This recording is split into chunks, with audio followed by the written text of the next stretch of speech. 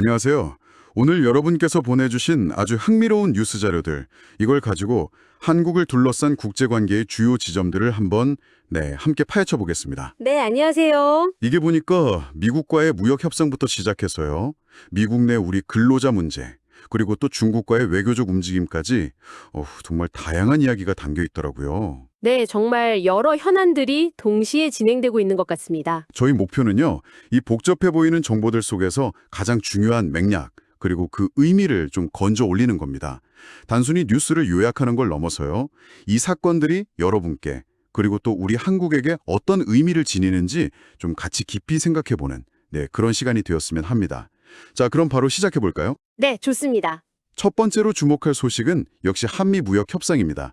특히 관세 관련 논의가 지금 예상보다 좀 지연되고 있다는 9월 18일자 내용인데요. 지난 7월에 그래도 큰 틀에서는 합의가 이루어졌던 걸로 기억하는데 어떤 부분에서 이렇게 막판 진통을 겪고 있는 걸까요? 네, 그게 좀 궁금한 지점이죠. 자료를 좀 더 자세히 보니까요.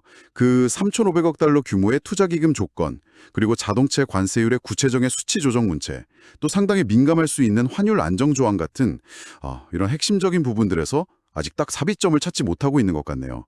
이게 그냥 실무적인 조율 차원, 이걸 좀 넘어선 문제일까요? 네, 그럴 가능성이 좀 높아 보입니다. 이게 표면적으로는 세부 조율 문제처럼 보이는데요. 근데 자료에서 읽히는 한국 측의 기류는 좀 더 복잡한 것 같아요. 그러니까 단순히 협상을 빨리 끝내는 속도보다는요, 우리 기업들이 실제로 불리한 상황에 처하지 않도록 그 내용을 확실히 하겠다는 의지, 이게 좀 강하게 느껴집니다. 내용을 확실히 하겠다. 네. 예를 들어 자동차 관세 같은 경우도 단순히 뭐 인하폭 이것뿐만 아니라 적용 시점이라든지 아니면 예외 조항 같은 거 이런 디테일 하나하나가 국내 산업에 미치는 영향이 크거든요. 그렇군요. 그러니까 단순히 숫자 싸움이 아니라 그 숫자가 현실에서 어떻게 작동할지에 대한 어떤 안전장치, 이런 걸 마련하는 데 집중하고 있다. 이런 말씀이시네요. 네, 맞습니다. 특히 그 환율 안정 조항 같은 경우는 과거에도 좀 논란이 있었던 만큼 더 신중할 수밖에 없겠네요. 그렇죠?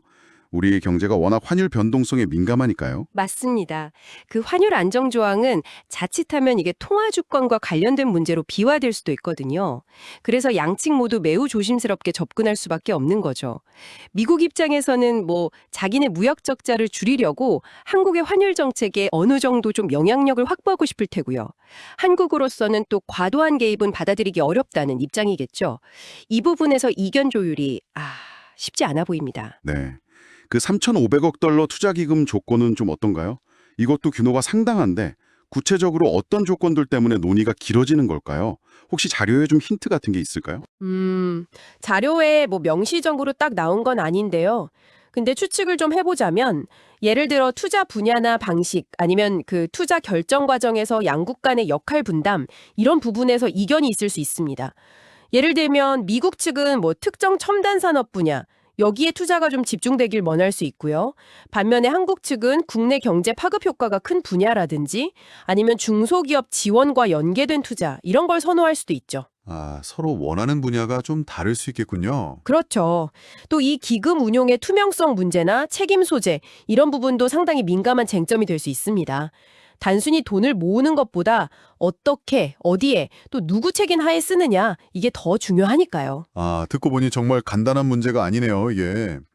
어쩌면 한국 정부는 이번 협상 지원을 통해서 단순히 이번 합의를 잘 마무리하는 걸 넘어서요, 앞으로 다른 나라들과의 협상에서도 좀 유리한 고지를 점하기 위한 그런 선례를 만들려는 더 큰 그림을 그리고 있는 건지도 모르겠습니다. 네, 충분히 가능한 해석입니다. 국제협상에서는 종종 그런 전략적인 고려가 작용하곤 하죠. 이번 협상에서 확보한 어떤 조건이나 원칙들이 이게 향후 다른 무역협상의 기준으로 작용할 수 있거든요. 그렇기 때문에 당장의 타결보다는 좀 장기적인 관점에서 신중하게 접근하는 것일 수 있습니다.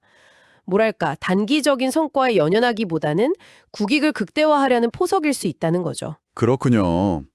여러분께서도 이 협상 지원이 단순히 늦어지고 있다, 이 사실을 넘어서요, 그 이면에 깔린 어떤 전략적인 함이라든지 아니면 국내 관련 산업들, 특히 뭐 자동차나 반도체 그리고 환율에 민감한 수출 기업들에 미칠 구체적인 영향들, 이런 것들을 한번 예측해 보시면 흥미로울 것 같습니다. 네, 중요한 포인트입니다. 그런데 미국과의 관계가 이런 경제 문제처럼 뭐 비교적 예측 가능한 틀 안에서만 움직이는 건 아니잖아요.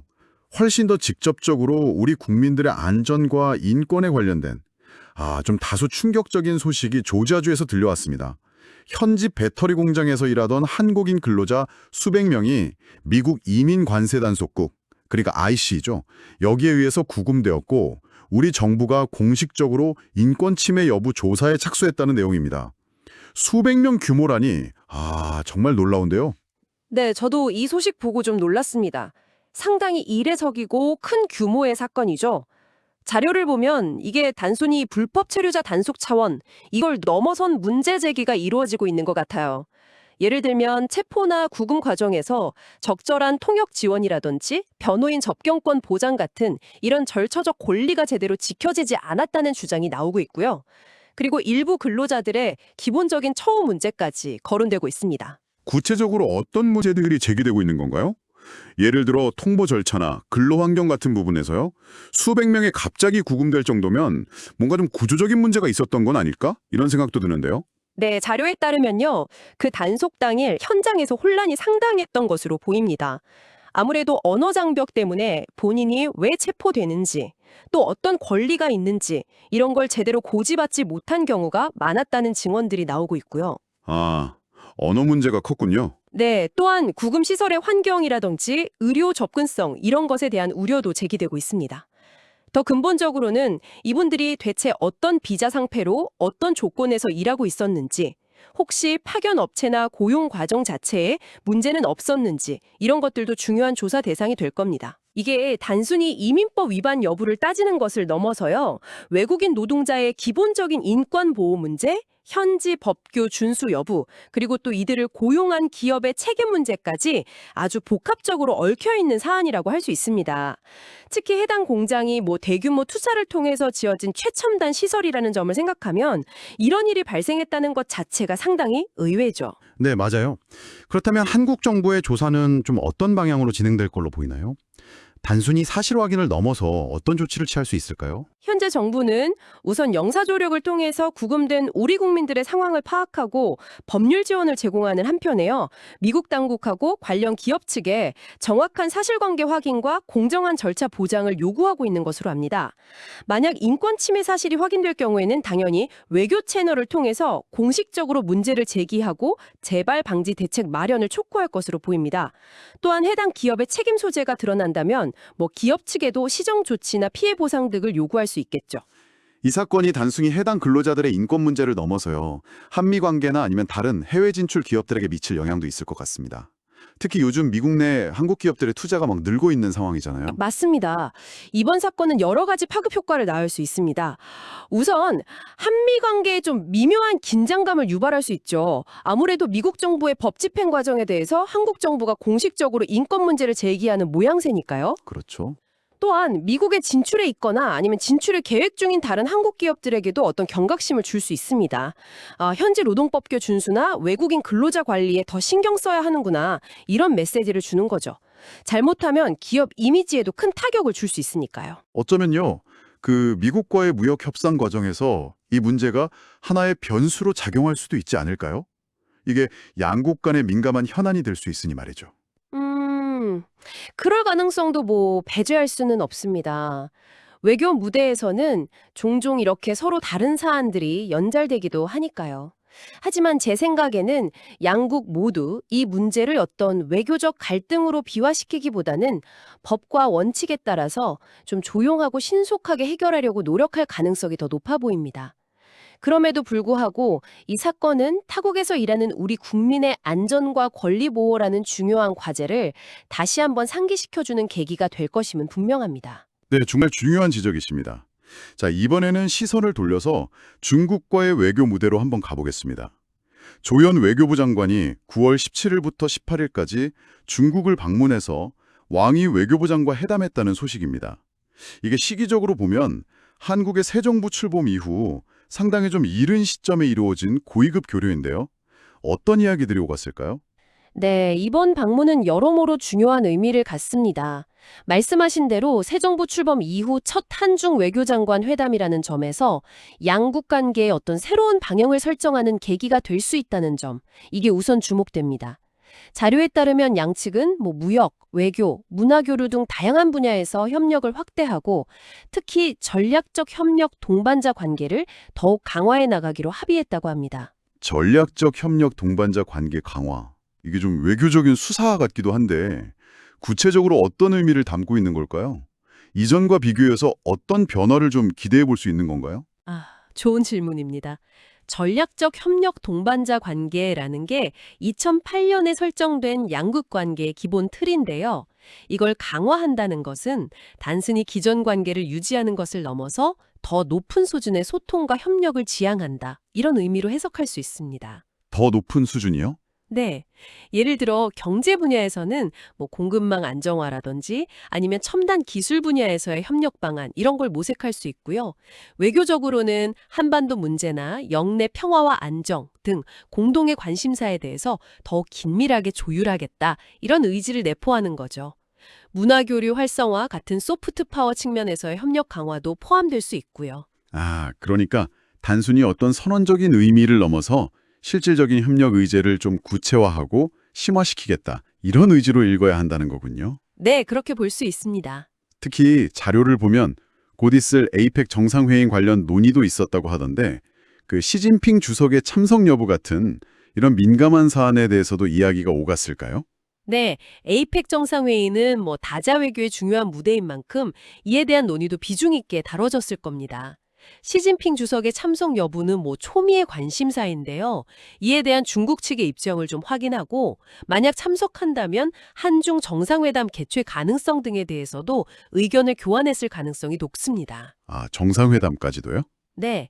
또한 에이펙 차원에서의 어떤 경제협력 방안이나 기후변화 대응 같은 글로벌 이슈에 대한 양국 간 공조 방안 등도 논의 테이블에 올랐을 것으로 보입니다. 이렇게 보면 미국과의 관계에 못지않게 중국과의 관계도 좀 안정적으로 관리하고 발전시켜 나가려는 우리 정부의 의지가 엿보이네요. 특히 새 정부 출범 초기에 이런 고위급 교류를 통해서 관계의 틀을 좀 다지려는 모습, 이게 인상적입니다. 매우 유동적이고 또 복잡하기 때문에 특정 국가에 편중되기보다는 주요국들과 좀 균형 있는 관계를 유지하는 것이 한국의 국익에 부합한다. 이런 판단이 작용한 것으로 보입니다. 미국과는 동맹 관계를 굳건히 하면서도 최대 교역 상대국이자 지정학적으로 중요한 이웃인 중국과의 관계도 소홀히 할 수 없다는 그런 현실적인 고민이 담겨 있는 외교 행보라고 할 수 있습니다. 이번 회담에서 합의된 협력 강화 방안들이 앞으로 어떻게 구체화될지 이걸 지켜보는 것이 중요하겠습니다. 자, 오늘 살펴본 이 세 가지 소식을 한번 좀 연결해서 생각해 볼까요? 미국과는 무역협상에서 세부 사항을 놓고 줄다리기를 하는 동시에 또 자국민 인권 문제라는 또 다른 현안에 대응하고 있습니다. 그리고 다른 한편으로는 중국과는 고위급 외교 채널을 복원하고 전략적 협력을 강화하려는 움직임을 보이고 있고요. 이렇게 보니 정말 동시다발적으로 복잡한 외교 게임이 펼쳐지고 있는 것 같네요. 정확히 보셨습니다. 이 세 가지 사안은 표면적으로는 별개처럼 보이지만 실제로는 서로 영향을 주고받을 수 있는 복잡한 연결고리를 가지고 있습니다. 예를 들어서 미국과의 무역 협상이 계속 난항을 겪는다면 한국 기업들이 대안으로 중국 시장과의 협력에 더 무기를 두게 될 가능성이 있을까요? 그럴 수도 있겠네요. 혹은 미국 내 한국인 근로자 인권 문제가 불거진 것이 미국과의 다른 현안 협상에서 한국의 입지를 좀 약화시키는 요인으로 작용하지는 않을까요? 와, 정말 흥미로운 질문이네요.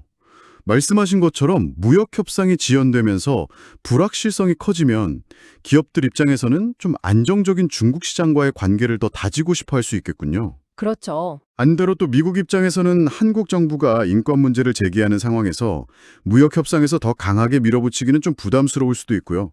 정말 여러 변수가 얽혀 있네요. 네, 바로 그 점이 한국 외교가 처한 현실을 보여줍니다. 강대국들 사이에서 자국의 이익을 지키고 국익을 극대화하기 위해서는 이렇게 다층적이고 복잡하게 얽혀있는 현안들을 동시에 관리하고 조율해야 하는 그런 어려운 과제를 안고 있는 거죠. 어느 한쪽에 치우치거나 어느 한 사안만 집중해서는 전체적인 균형을 잡기 어렵습니다. 각 사안의 개별적인 중요성뿐만 아니라 사안들 간의 상호작용과 전체적인 판세를 읽는 전략적인 시각이 필요한 시점입니다. 네. 오늘 저희는 여러분이 제공해 주신 자료들을 바탕으로 해서요. 현재 진행 중인 한미 무역 협상의 교착 상태와 그 배경, 또 미국 내 한국인 근로자 구금 사건과 정부의 대응, 그리고 새 정부 출범 이후 첫 한중 외교장관 회담을 통한 관계 강화 움직임까지 이 세 가지 중요한 국제 현황을 깊이 있게 들여다봤습니다. 각각의 사안도 중요하지만 이들이 서로 어떻게 연결되고 영향을 미치면서 한국의 외교 및 경제정책 방향을 만들어가는지 좀 큰 그림을 그려볼 수 있었던 것 같습니다. 네, 오늘 나눈 이야기들을 바탕으로 마지막으로 여러분께 한번 생각해 볼 만한 질문을 던져보고 싶습니다. 이렇게 세계 경제의 두 축인 미국과 중국 사이에서 무역, 인권, 외교 등 정말 다양한 차원의 복잡한 현안들을 동시에 마주하고 있는 한국에게 장기적으로 가장 현명하고 지속 가능한 외교 전략의 핵심은 과연 무엇일까요? 특정 사안에 대한 어떤 단기적인 대응을 넘어서 우리가 추구해야 할 근본적인 원칙이나 방향성은 어떤 모습이어야 할까요? 한번 고민해 볼 만한 질문인 것 같습니다. 네, 답이 딱 정해져 있는 질문은 아니겠지만 오늘 우리가 살펴본 구체적인 사례들을 통해서 이 질문에 대한 각자의 답을 찾아가는 과정 그 자체가 의미 있을 것 같습니다. 앞으로 이 현안들이 또 어떻게 전개될지 계속 주목하면서 함께 고민해보면 좋겠습니다. 오늘 저희와 함께 이 흥미로운 자료들을 깊이 탐색해 주셔서 감사합니다. 네, 감사합니다. 다음에도 여러분의 지적 호기심을 자극하는 주제로 다시 찾아뵙겠습니다.